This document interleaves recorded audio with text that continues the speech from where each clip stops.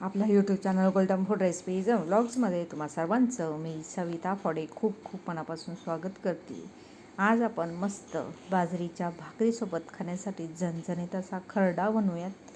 तर चला, गरमागरम मस्त भाकरी करून झालेल्या आहेत। त्याच तव्यावरती आता मी भरपूर साऱ्या मिरच्या टाकलेल्या आहेत आणि भरपूर लसूण सालीसह टाकलेला आहे।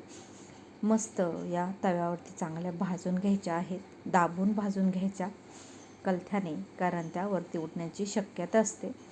तिखटवाल्याच मी हिरव्या मिरच्या घेतलेल्या आहेत, पण त्याच्यामध्येही ज्या कोळ्या मिरच्या असतात, ज्याच्यामध्ये जास्त बी नसतं, अशा घेतलेल्या आहेत। मस्त चांगल्या भाजून घ्यायच्या। आतापर्यंत मी त्याच्यामध्ये तेल टाकलं नाही आहे। मोठालं जे खडे मीठ असतं, शक्यतो असेल तर ते टाकायचं।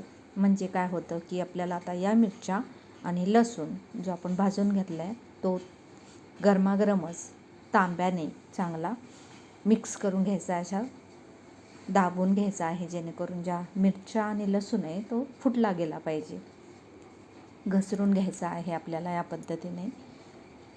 मिक्सरमध्ये न घालताच असाच सपाट सरफेस असलेला कुठल्याही भांड्याने, शक्यतो तांब्याने केला तर हात देखील भाजत नाही।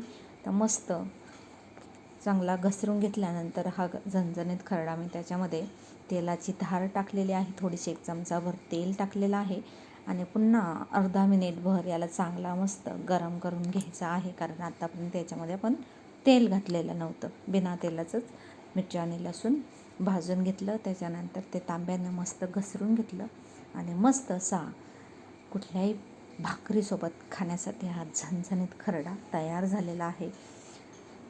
पंचपक्वानापेक्षा देखील अतिशय भन्नाट अशी लागते ही भाकरी या झणझणीत खरड्यासोबत। व्हिडिओ आवडल्यास please like, share, subscribe. Thank you.